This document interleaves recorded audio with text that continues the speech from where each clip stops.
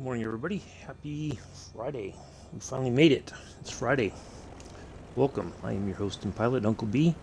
Today, we are in the Beechcraft G58 Baron. We will be departing here from Monterey, heading to Vacaville. About an hour-long flight. Mick was here. I don't know where he went. I saw him in the air. He was on the map. So I don't know if he's changing planes or what he's doing. So I think Mick will be flying with us today. I'm not 100% sure. Let me see if he's messaged me on the Discord. I haven't heard any. Oh, there he is.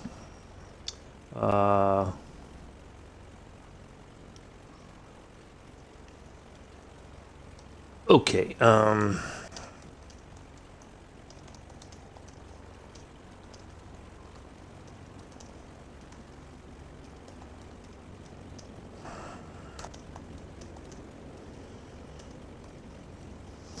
So he's had a problem with the autopilot, and it's one of the things that I totally forgot about because I flew the Beechcraft last night from San Jose down to Bakersfield for an achievement over on FS Hub. But so I totally forgot about it as well when I was climbing out of San Jose. The plane kept going, and I'm like, why isn't the plane flying? So if Mick is once I know he's here, I can kind of show him what to do. Even though this is the G1000 system, but the solution is very similar. Okay. So once I know he's in the chat, because I used to think the same thing early on, right? That I'd do a cold and dark start, I'd taxi out to the runway, take off, and then the plane would not navigate. Oop, there he is. Okay, Mick. So on your panel right here in front of you, you have 3 of them. I only have 2. But if you look at the one right in front of you, if you see that circular kind, it's like that's the compass and everything. It's not as detailed as mine, but that's okay. You click on that circle, and up over here it will open up another window, and it'll say up at the top, it'll say like VOR1 or something like that, but you want to click it till it says GPS, and then you click on the circle again and it'll close it out. That means your autopilot and everything will be enabled. It's a weird system that, if you do a cold and dark start, for instance, that you have to do that. So always check that, because you'll know if you look at your little compass here, it may show green. That means that the autopilot system is not set on your plane for some reason. You have to set it yourself. So if you click on that circle right down here, because it'll be it won't look like mine, but if you click on the inside of it, it'll open up that other window, and then you click up, there'll be a box up here, and you click it till it says GPS, and you're all set. And then you just click in here again, and it'll close it, and you're fine. So that's how you do that. I learned that quite by accident after some trial and error. So, but Mick is here with us. I see him. Hopefully he sees me. I think I don't think he's in the chat yet. I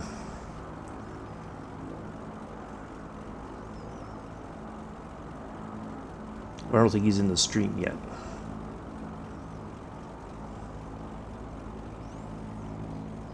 But I'll go over it again with him. I think he got my message on Discord because he's here. So I'm just waiting to make sure he's in the chat before we... Oop. No, that's not him.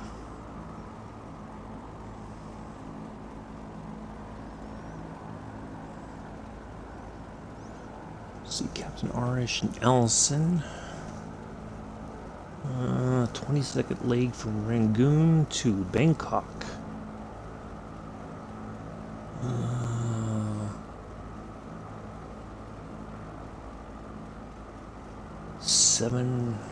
Almost 8 hours of flight. Be a lot of flying.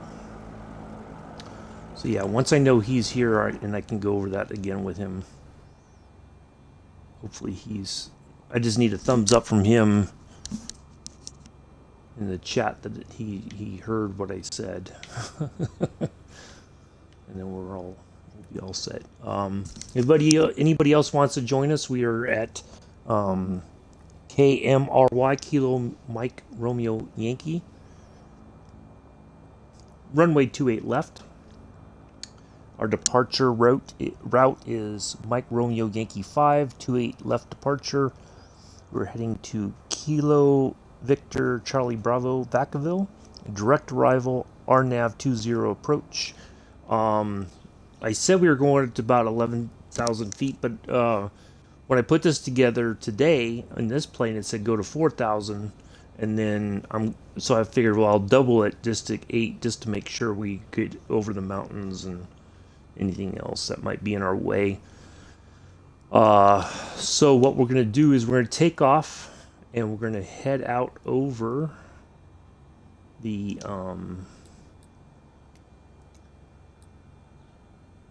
Monterey Bay. We're going to turn inland. We're going to come right over San Jose International, and then from there we're going to head a bit towards Sacramento, and then at this marker right here, IPENE, I-P-E-N-E, I have to be at 2,000 feet by there. We'll line up, we'll put it on the ground, and we'll be done. So fairly straightforward flight. Shouldn't take very long to get there. We're just here on the runway, or at the edge of the runway here, waiting to see if anybody else is going to join us. I don't know. Mick should know I'm live. Hold on, let me message him again. He might have stepped away.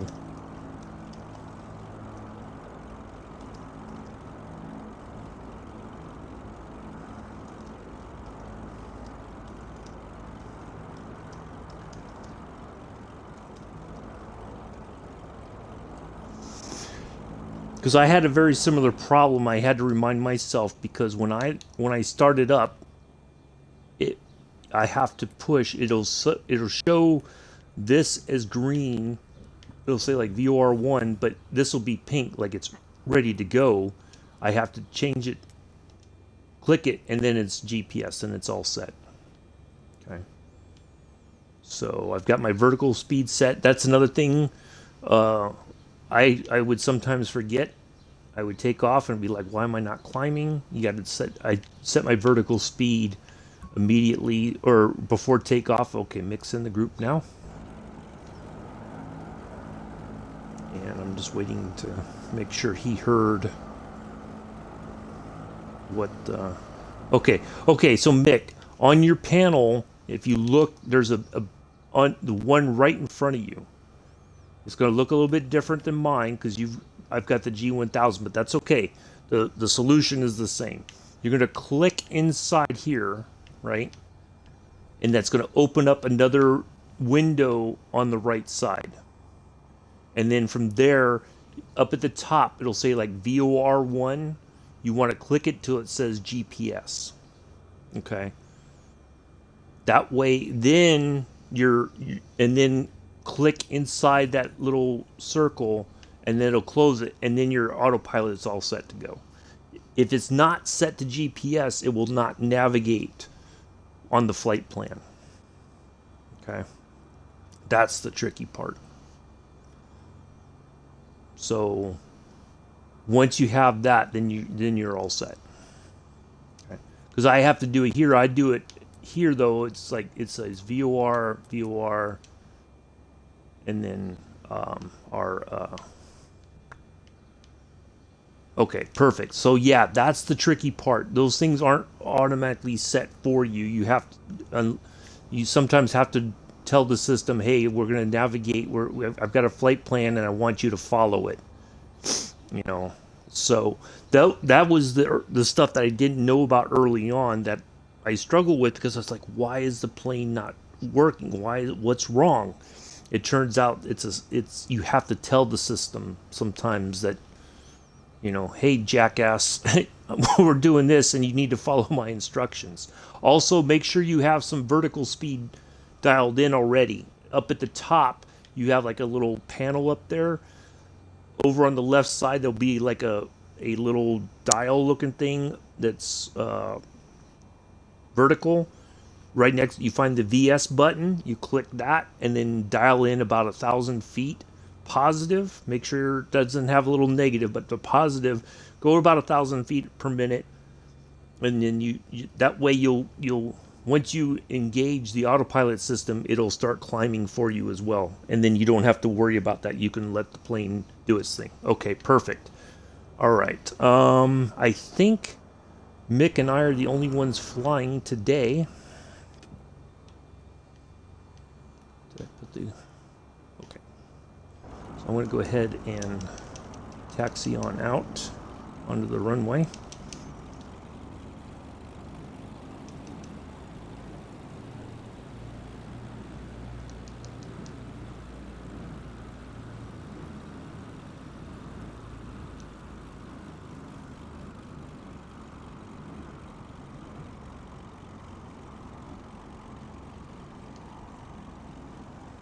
So this is basically like the younger brother, I think, of the, in a way, of the King Air 350i.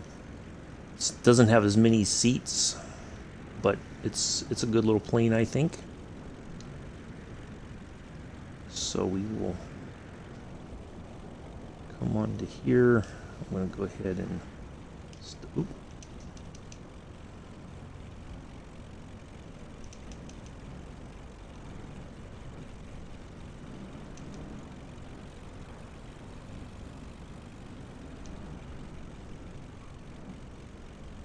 All right.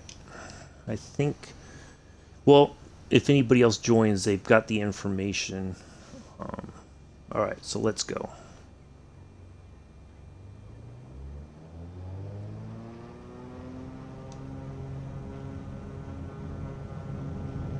We just went right through Nick.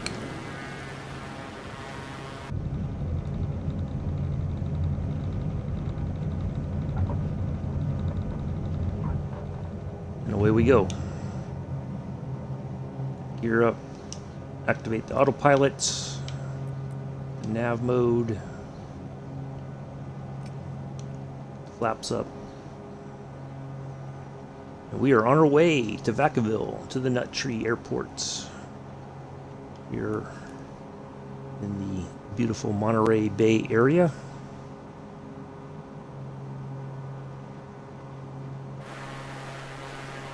Oh, crusty salute. Somewhere over back that way is, of course, my favorite place in California, Laguna Seca.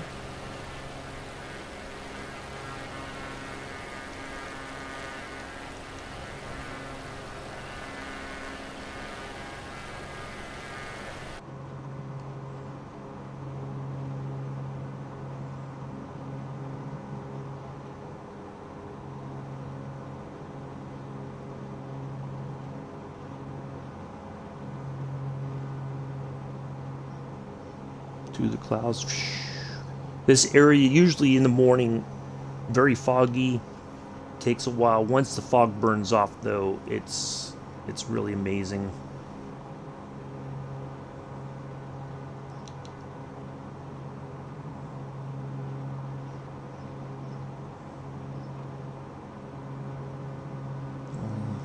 Hit the nav.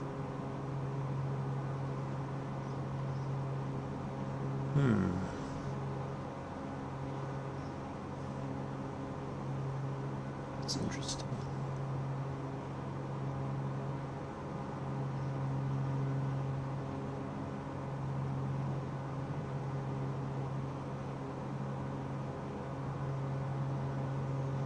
Okay, we might have to tell it to go to...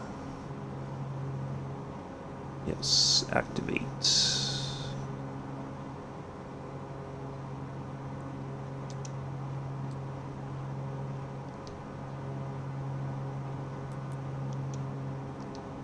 All right, there we go. Interesting that that flight, that path seems to be a bit off for some reason. I don't know why, but all right, well, we're on our way. Hello, Patrice. How are you? Nice to see you here.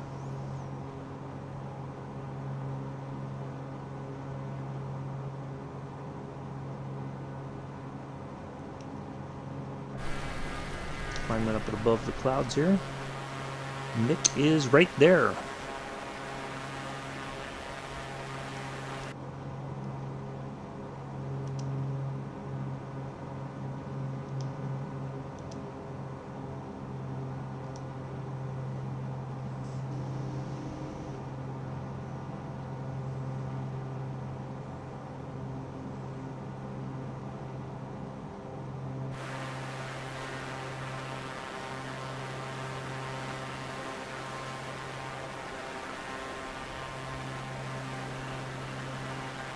Mick, of course, has a bit faster plane, a little bit more powerful engines, so he's able to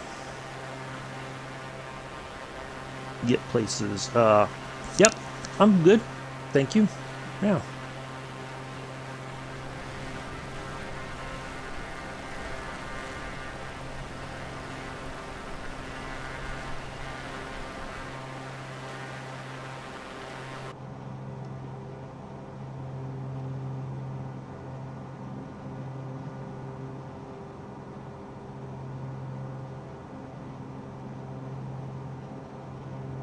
Should have more than enough fuel to get to our destination today.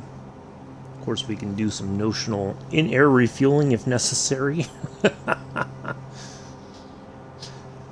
So,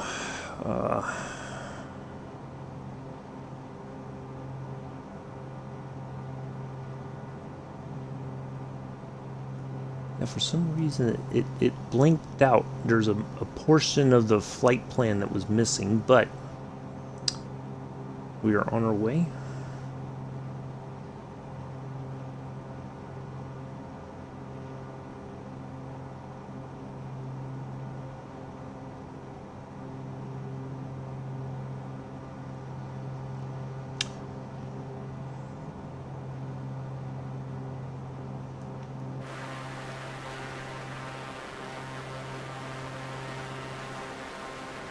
Make it settle in over at the over to my right, a little bit behind.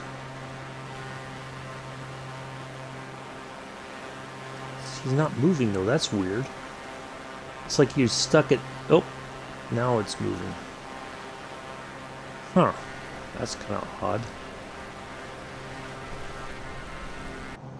All right, let's make sure we actually turn here towards our next nav point. Let me put the nav, go do that, and hopefully it will pick up the next point. Let's see if it does. If not, we can make it, we'll direct it to there. Okay, there we go. And turning. Perfect. All right. We're cooking with Crisco now, as they like to say. Crisco. Cooking, I think it's cooking fat. Basically. But apparently, if you were cooking with Crisco, then you knew what you were doing. Somehow, I don't know if it's really true or not, but that's what I've heard.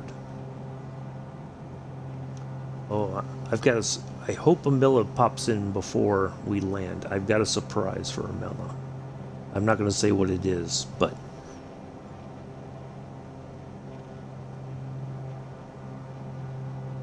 we'll see. We'll see what happens if Amilla hops in.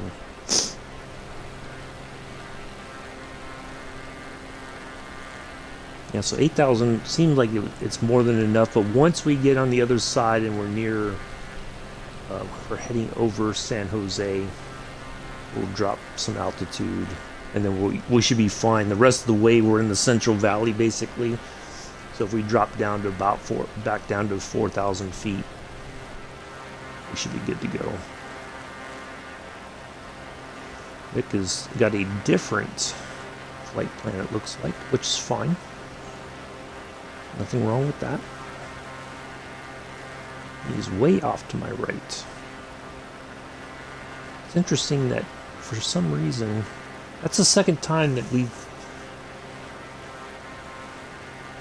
that the flight path tells him to go a different way. I don't know. But that's okay.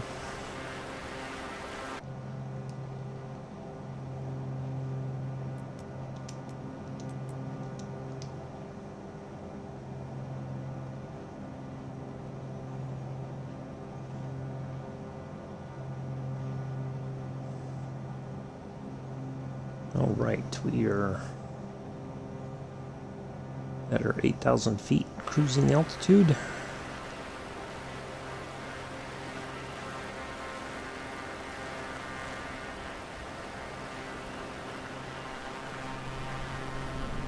Have a look around to make sure we're not missing, or if anybody else had joined in and I didn't know. Gung-ho guy snuck one in on me the other day.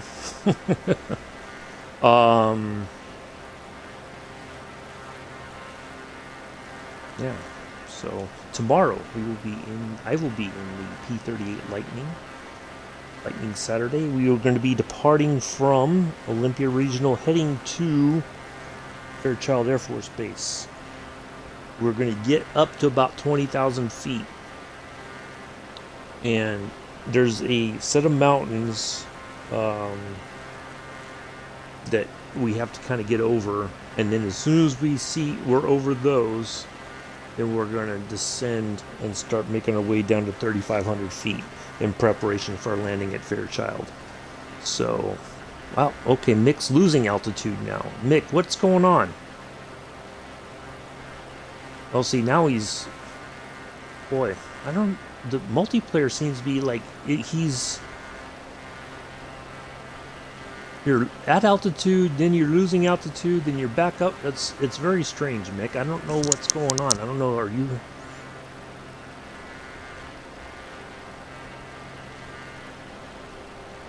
okay over there? Do I need to declare an emergency with the FAA?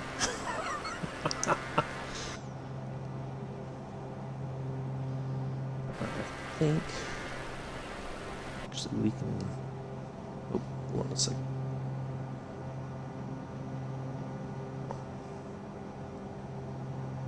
Okay.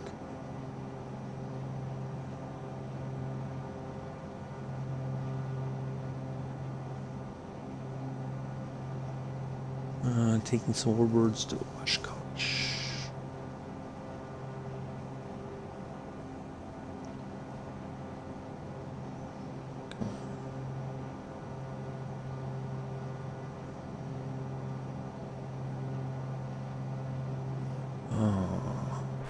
I think we can go ahead and drop a little bit of altitude now.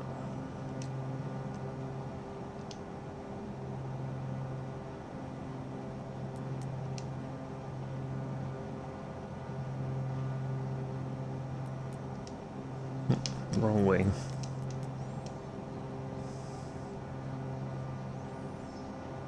All right, yep. Because there's San Jose in front of us. We are heading to... Oh, wait a minute. Oh, that's right. We're not there's not a waypoint. We're going to Sacramento. There's a vortex that we're heading towards. So, but we can start dropping some altitude a little bit. San Jose is roughly right there in front of us. I'm fighting with autopilot. He keeps wanting to turn around. Oh, okay. Do you have your net? Okay, let me ask you a couple questions, Mick. We'll see if we can't sort this out. Hey, Captain Arish and the Compass Club. Hello. Rating with a party of 20. Well, thank you. Hello, Compass Club. Welcome. I am your host and pilot, Uncle B. We are on our way to Vacaville. We just took off from Monterey. my friend and fellow pilot, Goblin Zeus. Hello, how are you? Welcome. He's having a bit of a problem with his autopilot. So Mick, do you have your altitude set in and do you have your navigation mode engaged? Might be one of those two. And then make sure your flight director's on. So nav mode, not heading. I think what it might be, Mick, is that maybe you didn't hit a navigation point, and so it might want to go back that way for some reason. So that might be it. So yeah, if you've got your nav mode and you've got like say 4,000 feet dialed in for your altitude, then it should be fine. So yeah, I don't know why it's not working. It seems rather odd. Yep, they're both on. Okay. Don't know. I'm perplexed by that one, to be honest. So anyway, yeah, we're just doing a little fun flight today. The Monterey Bay area, back here behind us. Home of the very well-known Monterey Bay Aquarium. If you Google them, there's actually they have live cameras during the day that you can watch the sea life, the otters and whatnot. So if you're into that, or you have kids that are into that, it's a great, entertaining, scientific learning sort of thing for them. They can be entertained for quite some time watching the otters and the seals and whatnot. Also, in the mountains back over here is well, it used to be called Mazda Raceway Laguna Seca. I just call it Laguna Seca. The name has changed to I think whatchamacallit has WeatherTech. It's WeatherTech Raceway Laguna Seca, but I just call it Laguna Seca. But very well-known racetrack in the hills of former Fort Ord, the old post. It has been changed over the years. You can look up the history, the different layout of the track when it was first created. Pebble Beach is back, I think, kind of over that way. Very famous golf course if you're into golf. Also the home of the Pebble Beach Concours d'Elegance, a very high-end car show that's hosted there at the golf course. Cars are parked on the fairways.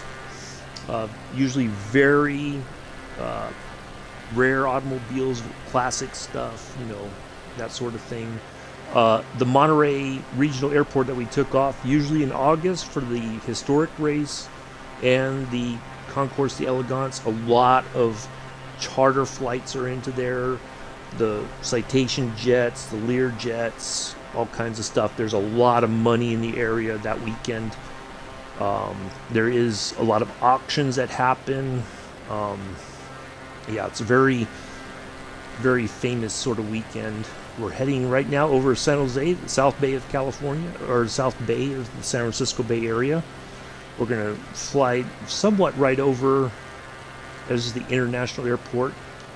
One of three in the area. You have Oakland, San Francisco, and San Jose. Are the three major airports in the Bay Area. So, yeah. This is my home area. The whole Bay Area, I've lived almost everywhere, it seems, in the Bay Area over the years. So, spent some time working and living in San Jose. Spent some time working and living up on the west side, south of San Francisco. That should be, I believe, that is Moffett Federal Airfield, I think, is right there. Yeah, that should be Moffett. So Palo Alto, Stanford doesn't behave, I'll kick him out. So it looks like he's doing it properly now. Okay, Mick, good. So yeah, that's former Naval Air Station Moffett right there. If I see things correctly, there used to be a huge blimp hangar when the blimps were used by the Navy. It's since been taken down. Basically, it's It was a very famous sort of a landmark in the Bay Area. You could see it from the freeway as you drove right by Moffett. You could see it, and unfortunately, they could not keep it going because it cost too much for upkeep and everything. Yep, there's San Jose International. So that is Moffett right there. NASA runs that airfield now. They have a wind tunnel roughly right over there. That if the Mars rover many years ago when they tested the parachute system for the Mars rover, one of the more recent ones, I think it was back in the mid 2000s or so, they tested that parachute system there at their facility. So NASA runs it now. It's a federal airfield. There is an air rescue wing that flies out of there. He does. He does not mess around. He tells the avionics, "Hey, if you're gonna misbehave, I'll rip the screen out and throw you out the window." That'll show you. So yeah, that was all. So yeah, they have an air rescue wing that runs a C-130 out of there. They take off and patrol out over the Pacific Ocean here. If there's boaters that are in danger, they can locate them, and then they can call in the Coast Guard and help with the rescue efforts and stuff like that. I think they have pararescue folks on board the C-130, so if they have to help out as well, they can. The PJs, very specialized type of training. Exactly, Nick. So yeah, Stanford, Palo Alto's like up in that area. And on the East Bay, up, I think roughly right about there or so is Oakland. We're going to fly over an area I lived in when I was very young, Livermore. Oddly enough, there's wineries, although you wouldn't think it, but it's kind of got a dry heat. I guess it's good for growing grapes for wine out there in Livermore. And then my hometown is roughly right around up in here somewhere, covered by clouds, of course, today. There are some observatories, I think, in the South Bay, up in these mountains. There is an astronomy observatory that you can go up to. Well, you used to be able to. I don't know if you still can, but there was you can go. Used to be able to go up there and have a look at the whatever they were looking at. One of those things, when you're a kid, they do these field trips and, oh, we're going to go up here and look at this today. And yeah, it's up higher. Usually isn't affected by the lights of the South Bay. For observing their celestial bodies, I guess. Looking at the cosmos and all that good stuff. So yeah, grew up. I honestly, I feel like I've lived just about everywhere. I've lived or worked all over. Worked in Silicon Valley as a security guard. Worked for Apple. Worked for Seagate. Worked for Read-Write. Those are the three I remember for sure. Yeah, there was a lot of, still quite a few technology companies, manufacturing.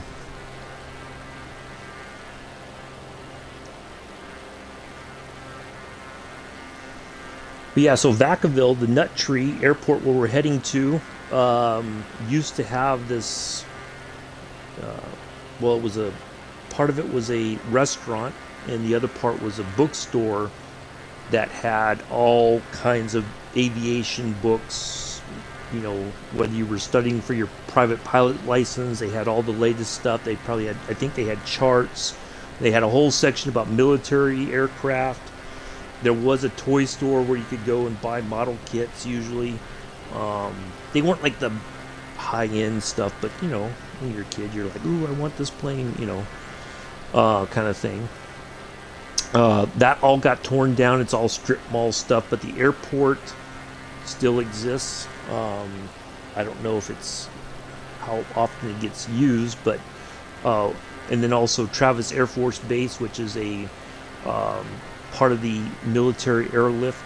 Well, it was called Military Airlift Command. Now it's under a different name. I can't remember what it is, but so they have a lot of C-130, C-5s, all that kind of stuff flies. A lot of like transportation and cargo sort of stuff. I flew out of there many years ago. We went down to Panama for 2 weeks to do, basically it was a, I guess kind of like a humanitarian mission. They had built roads between 3 villages to encourage trading. And so we went down there.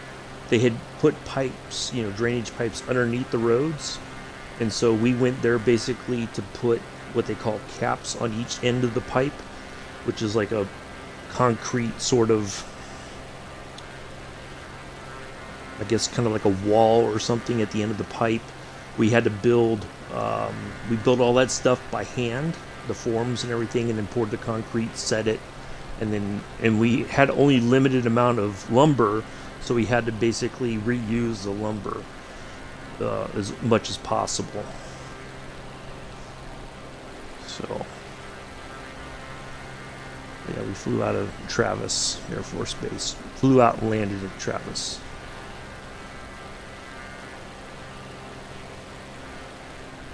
Mick is... What is Mick doing? Mick is... I don't know, is he landing? How much farther do we got to go to our point? 51 nautical miles, just under 52. Oh, Mick turned around and is heading back this way, I guess. Huh, okay. I wasn't expecting that. I was like, oh, is there something wrong with Mick?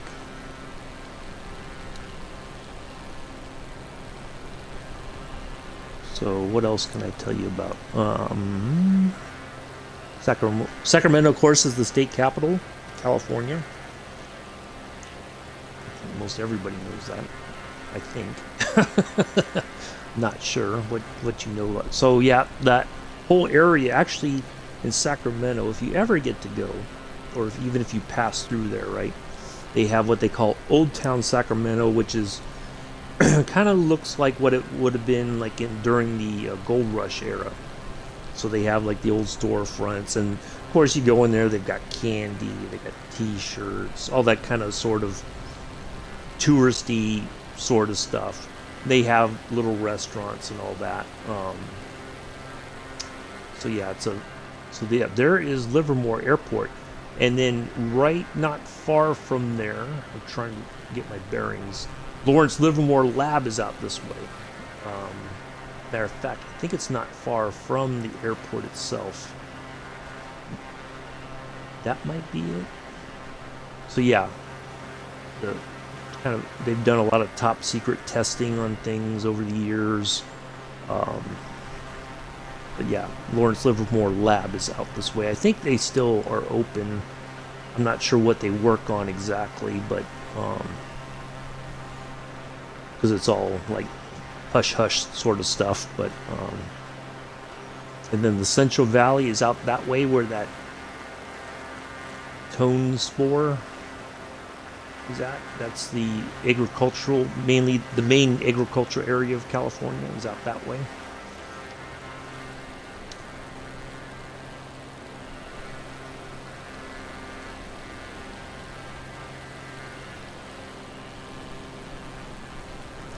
And there's 2 main peaks in the Bay Area. There's Mount Diablo, which is somewhere, I think we're kind of far from it. There's 2 high peaks, Mount Diablo and Mount Tamalpais.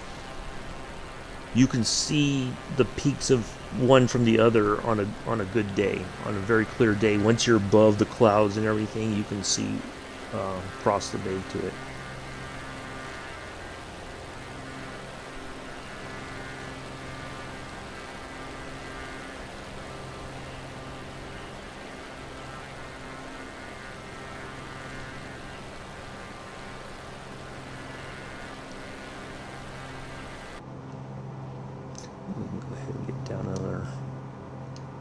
1,000 feet.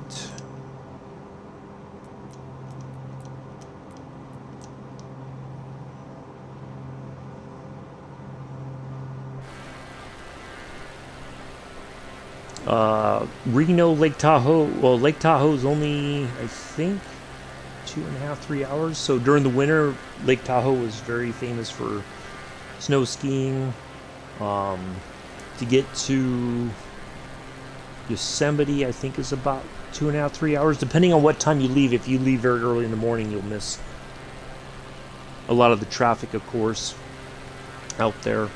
Highly recommend if you haven't ever gone and you get a chance to go to Yosemite, even for the day. It's absolutely amazing. To actually see it in person is quite awe-inspiring. And then they also have the Ansel Adams galleries out there, so, you know, because Ansel Adams took a lot of pictures around the Yosemite area. I hear somebody. I say, is that my engine? It must be Mick's engine. I hear. Oh yeah. So yeah, you can always see. You know, you can buy reprints of his work out there. I think they used to, and I think they still do. You could take a photography course at Yosemite. It's not cheap, let's put it that way, but if you've got the money and you got the time, I would imagine it's well worth the effort if you're into photography. And I don't think it doesn't matter if it's digital or film, you can do either one, I think.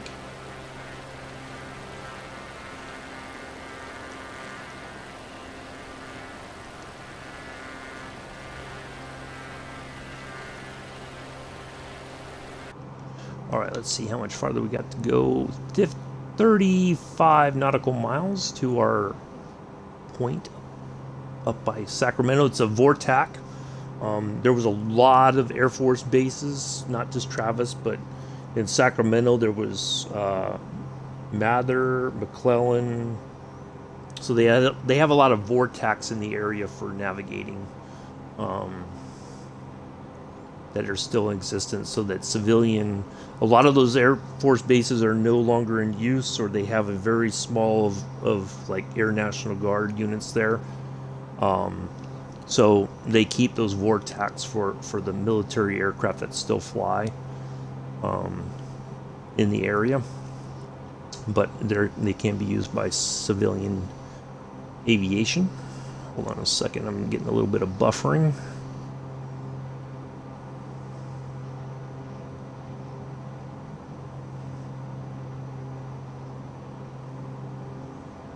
There we go. All right, perfect. I think I must have bored a lot of people. I went from like almost 20 something viewers down to 9, but that's okay. I do appreciate the Compass Club coming in and hanging out for a little bit. Nice to see you all here.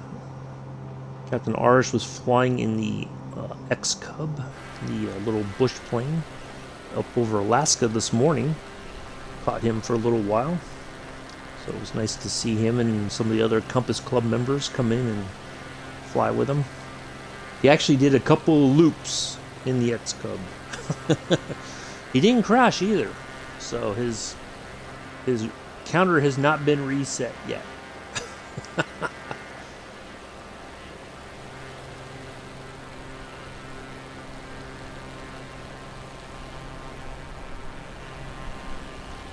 I think,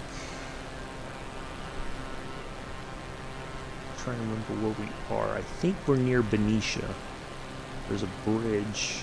Yeah, I think that's it. There's actually a I don't know if it's still open. There's a sugarcane factory somewhere along here. I remember we used to go by it. You could see it, or even more so if you took the Capitol Corridor train. You would go right by it before you would go across and head towards Sacramento. So Yeah, I think we're near Benicia.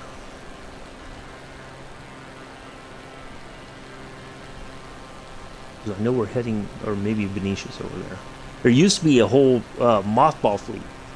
Control my speed and wants to go full. Hello, oh, Amilla. All right, you ready for this? Because I know you're going to ask, Amilla. Now, get a pad out because I'm going to tell you what I ate last night. You ready? Okay. I had 6 liters of soda. I had 2 bags of the big puffy marshmallows. 1 chocolate bar. And then I had a can of chili. And then, to top it off, I had 1 more bag of the puffy marshmallows. Surprisingly, my stomach's not upset, especially after the 6 liters of soda.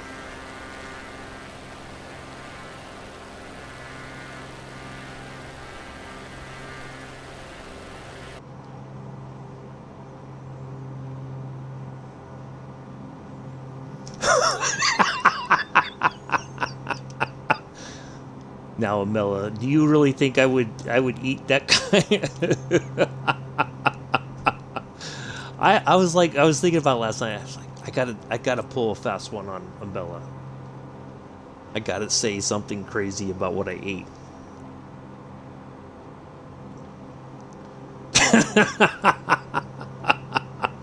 No, but the can of chili is true, but not the not the rest of it, I can assure you. But I was like, I just got to say it just to see what kind of response Amella might have. So, okay. Oh, so the throttle, Nick, it's not like there's no auto throttle, so you have to keep adjusting your own throttle. It's yeah, there's no way to set the speed, I don't think. Or even if you did, I don't know that the plane would. There's no like auto portion, you know. It wouldn't like, you know, like not in the A320 or something where it adjusts the throttle as needed. I was like, I gotta tell her, or tell him something just to be like, what could I say that is going to just blow Amella's mind on Friday morning when he asked me what did I eat for dinner last night, and I'm like, oh, this is perfect. I gotta say it like this, and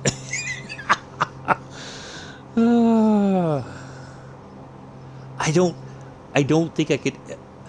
Alone, 6 liters of soda by itself would just be like, ugh.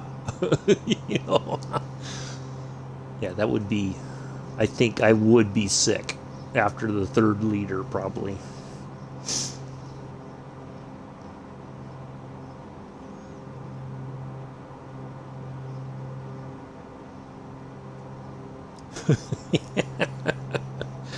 I had to tease you a bit, Amella. Amilla loves to ask about what I had for dinner the previous night. Alright, so the cool thing is, check this out, folks. This is our, let me scoot over to this one so you can actually see it. So this is that point. We got to be at 2,000 feet, right there by IPENE, IPENE.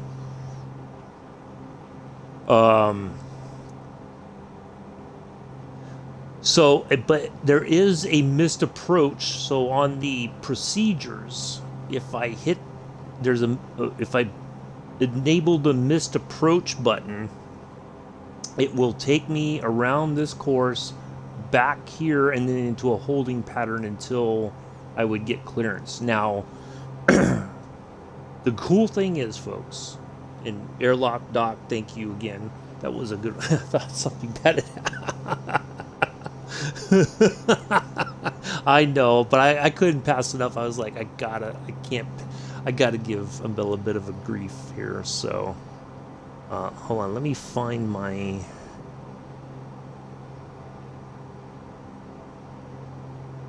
So, I'm going to dial in our altimeter for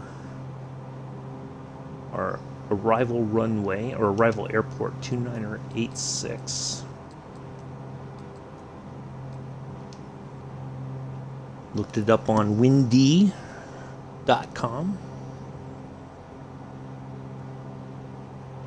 So yeah, we're not going to be using ATC anymore.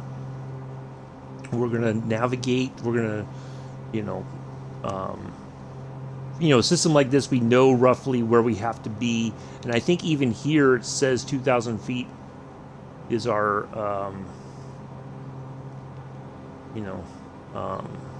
altitude, that we have to be there for the RNAV approach. Now we're not going to enable the approach mode. What we're going to do is we're going to basically, once we're lined up, we're going to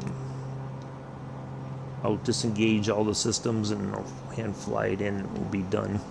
So thank you all for coming in. Appreciate it. Thank you again, Compass Club and Captain Arish, for the raid. Nice to see you all here.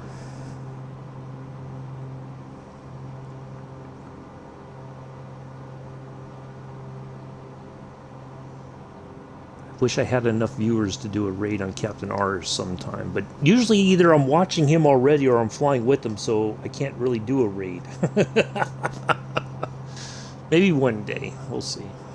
See what we can do.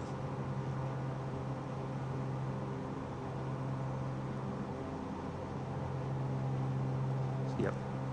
Allison and Captain Arish will continue their journey. Amelia Earhart's flight. Let me pull this back up so I can.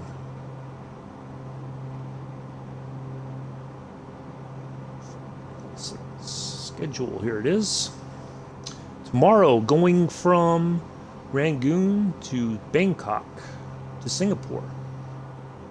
Oh, so 3 legs. Rangoon to Bangkok to Singapore.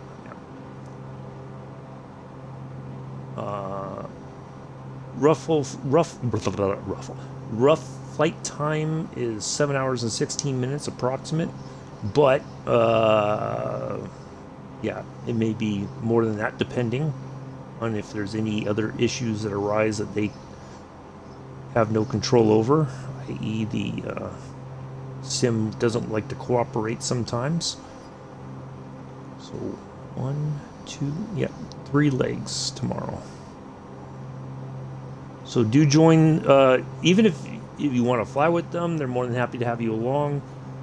If you want to just watch and learn and enjoy that, you're more than welcome to do that as well. And Allison, during different parts of the stream, will read from the diary entries that Amelia sent back to her husband. So you get a sense of what she was seeing when she saw it, when she was there, flying to these different parts of the world.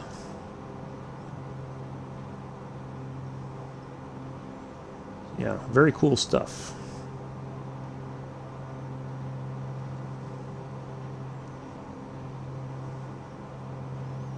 All right, I think we can go ahead and drop to our last altitude of 2,000. We can do that slowly. Let's do 3. Yeah.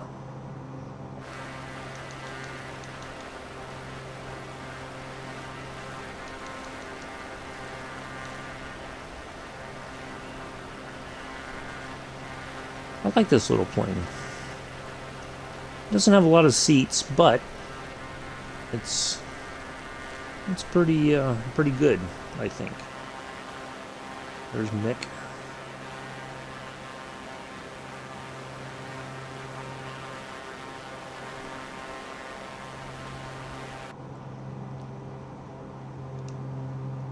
Fighting with the King Air 350i.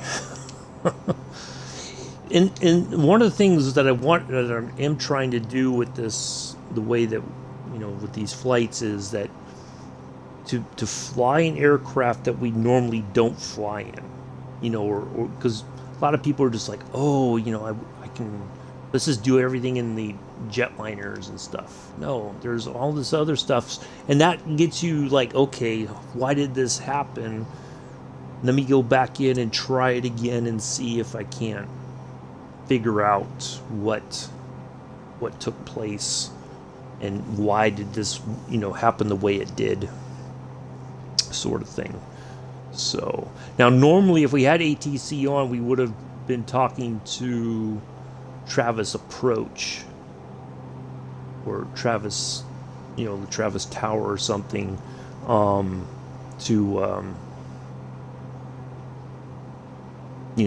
as we were coming through, because we would have been flying either near or in their airspace, I think.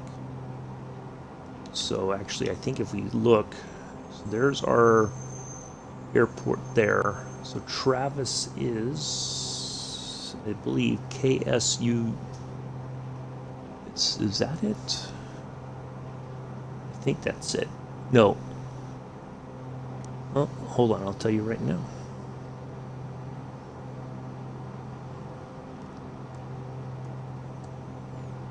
That is, yep, that is Travis. So yeah, we would have been near their airspace, kind of thing.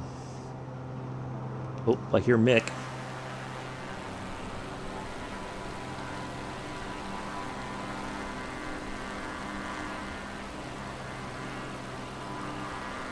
Mick, if you're ready to land, go for it. I'll be in right behind you. You're a little bit faster than me, so if you wanna hit the ground, you're more than welcome to. Well, not hit it, but if you're ready to land.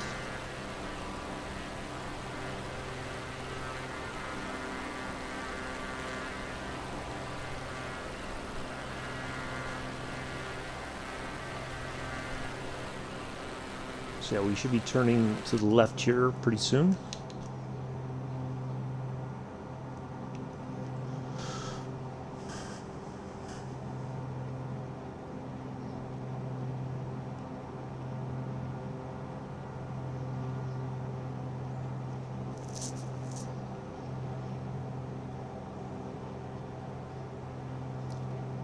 Also, if you want to see kind of what that area looked like ages ago, you can, if you Google it, you can find pictures of the old, you just Google Nut Tree, Vacaville, say like 1980s or 1970s, you can get a sense of what it looked like back then. Kind of had a bit of a jet age, mid-century modern,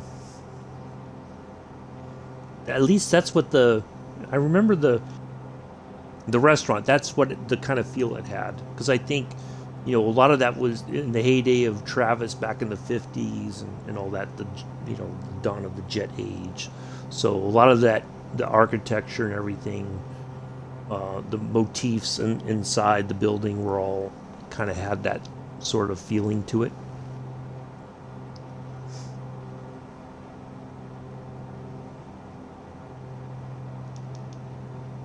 All right, get some flaps down, get our gear down.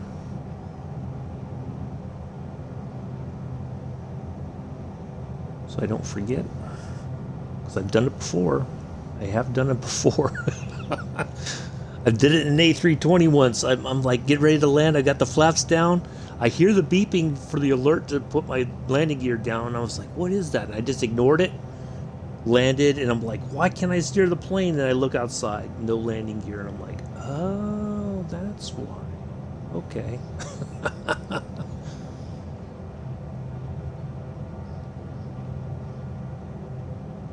Oops.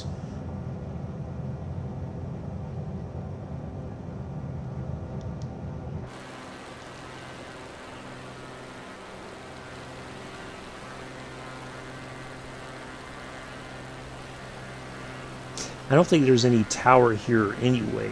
I think it's just, it's just you call in traffic. A lot of people who fly in and out of there have done so for many years.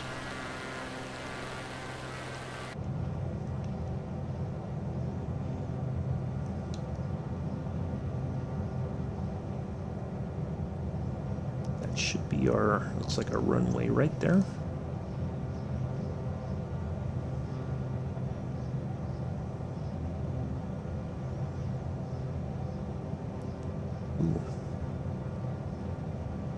Boy, my nose just suddenly went right up. Okay, let's drop that last bit of flap, and then we will we get a little bit closer. Once we get to our next nav point, then we will turn off the autopilot systems and land it ourselves. So I think the name for it came from the fact that there was a lot of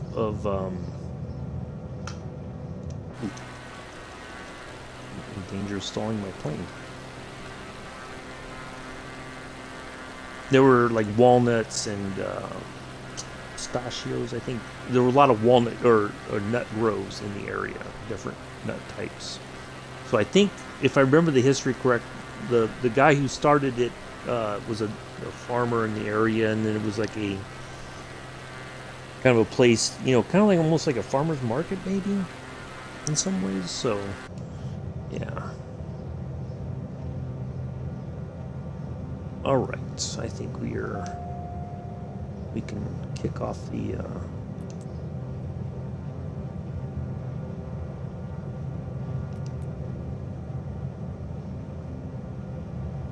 autopilot system.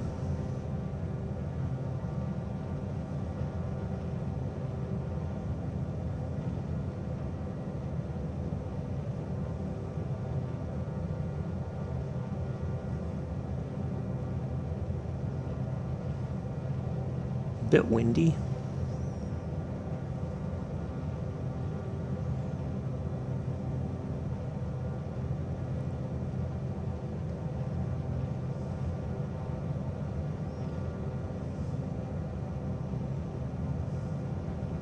Yeah, it's unfortunate. They I don't think it was financially viable very much, and then because you know I guess as a kid, you know, you see places, you know, you go into these amazing bookstores, you're like, oh man, I could spend hours there, literally. And but after a while, most kids they oh, I'm interested in this, and then they grow out of it, and then, you know, they're that place loses money, or they don't have as many people going through there anymore, so they lost, you know, the revenue started to dry up. There was, I think, well, there used to be, and I don't know if there still is, there had like a little rail, like a little small train that went around the property that you could ride in. I think they still have that. I think they had a carousel as well.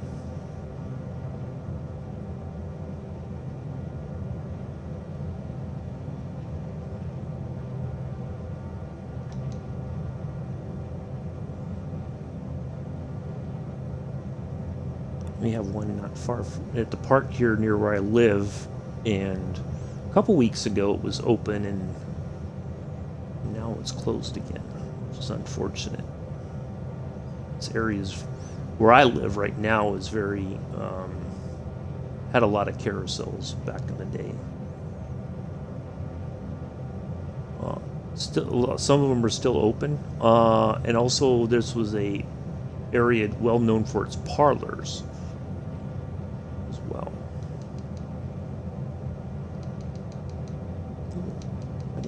I thought I turned all that off. Oh well. I didn't see that before. 500.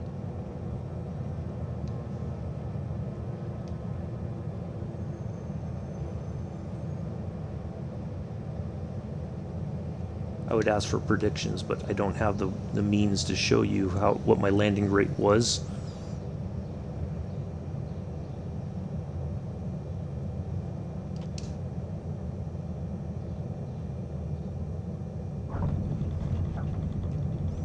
There we are. Welcome. On behalf of myself and the entire flight crew, we'd like to welcome you to Vacaville, California. Local time is 5:13 in the morning. We understand and appreciate the fact that Amila is probably eyeing the refrigerator right now, thinking about what he's going to eat for his second breakfast. Thank you, Patrice. But we're glad that he waited until we landed. We'll be back tomorrow, 7:10 Eastern, 11:10 UTC, 12:10 UK in the P-38 Lightning. If you want to fly with us, we are departing from Olympia Regional, heading to Fairchild Air Force Base. We are continuing our journey to former Army Air Corps airfields across the United States. Let me vacate the runway. Mick is on his way in, I believe.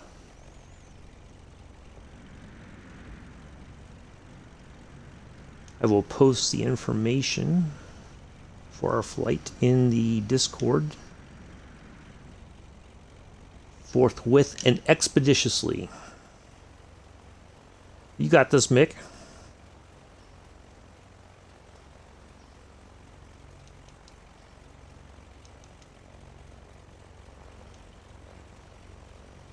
Oh, we're not done yet, Patrice, unless you gotta go.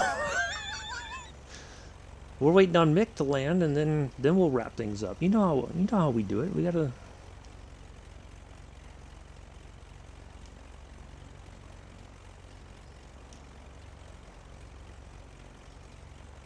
But I do appreciate you coming by today. If you have to go to work.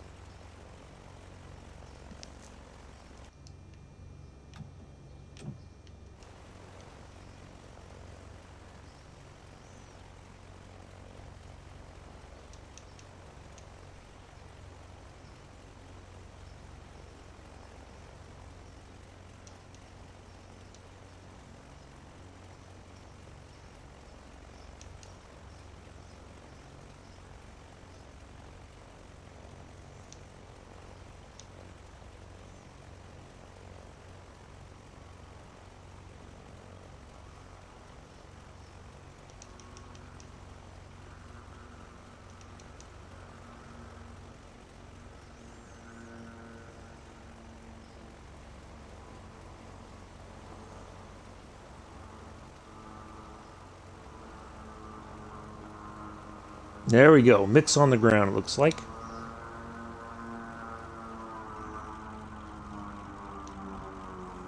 Oh, Mick, your engines are way louder than mine. What's up with that?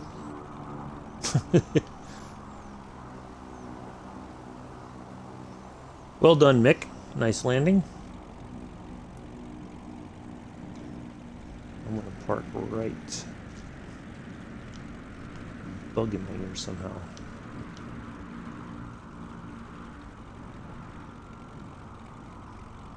Park right there.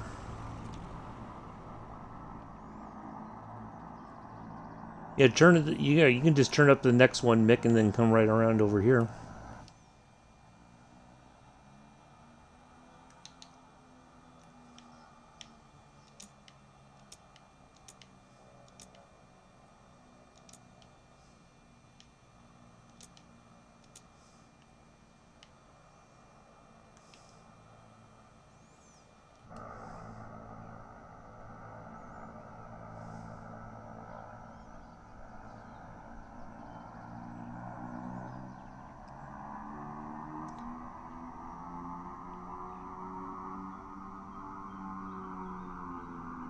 Well, it sounds like you were revving up to take off again.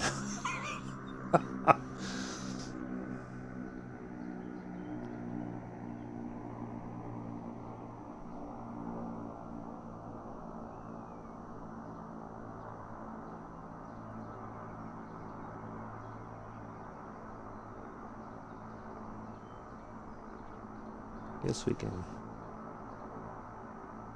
Well, if Mick gets a little closer, we can get a family photo here.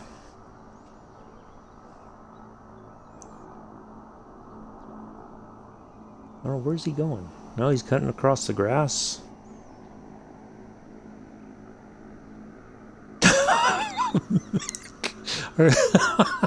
Mick, are you taking a tour of the airport here? Oh well. Let me see if I can get a picture of just his name in my plane here. So that, since I just remember we need to get a picture here.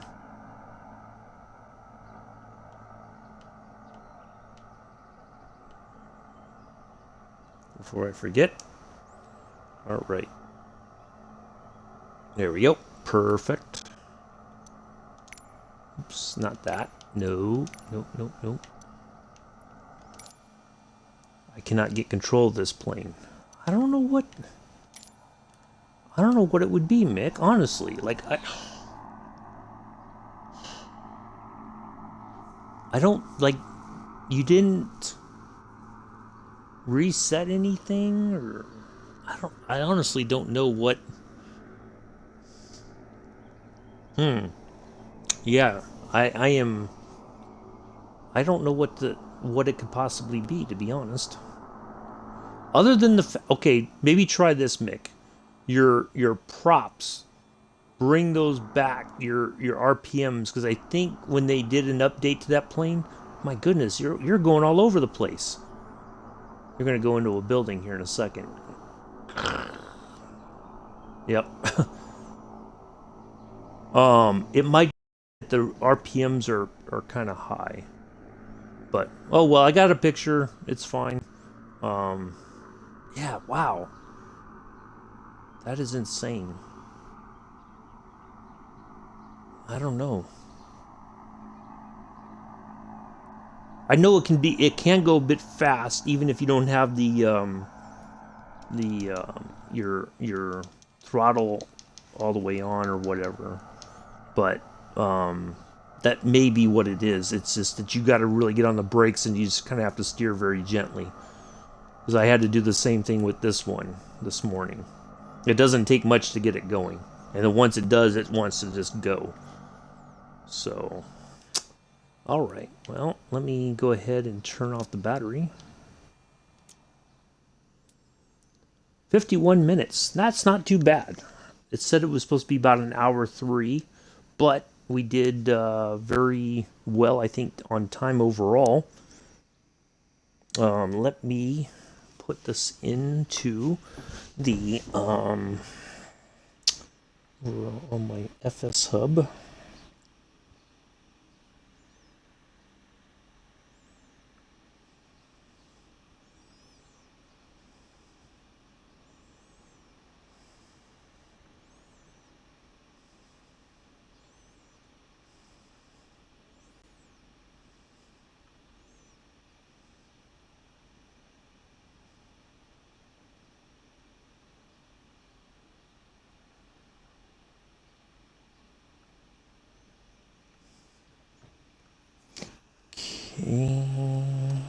MRY. Oops.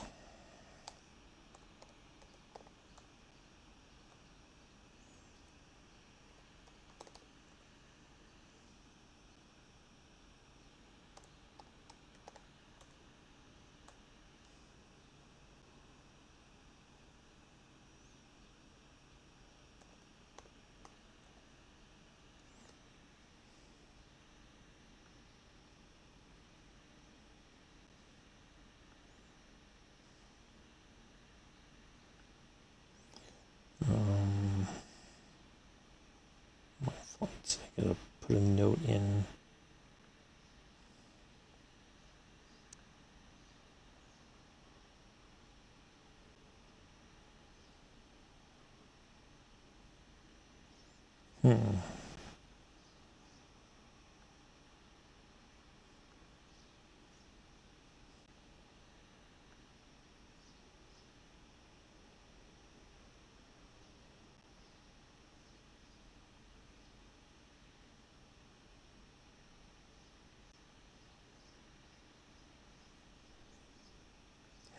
Time. All right. Oops. Didn't want to minimize that. All right. Well, that will do it for today, folks. I do greatly appreciate Captain Orish and the Raiders from the Compass Club earlier. Thank you so much for popping in and watching the flight for as long as you were able to. Thank you again, Mick, for flying with me. Not sure why you were having a tough time with a 350i. Other than I think it's the RPMs on the prop. Sometimes you gotta like really dial it back, and then it might be a little bit easier to control on the ground. But it is can be a bit touchy sometimes. Yeah, I don't know. Anyway, thank you all for coming in, hanging out. I will see you tomorrow, 7:10 Eastern, 11:10 UTC, 12:10 UK. We will get things started. If you want to join in, I'm going to be flying in the P-38 Lightning. We're heading from Olympia Regional to Fairchild Air Force Base. First leg is 144 nautical miles, and the second leg is 73. Cruising at 20,000 feet, and then we will descend to 3,500 once we are over the mountains and making our way. Took them down to 30% and still. I don't know, Mick. That's strange. I really don't, unless it's I without seeing the inside of your flight deck there, I have no idea what the problem could be. So yeah, I really don't know what it could be that's causing that to happen. But anyways, so yeah, in the yeah, I am too. Without seeing the inside of your flight deck. Well, you know what we could do if you have time, Mick. If we want to get on Discord and you can share your screen with me, maybe then I can have a look.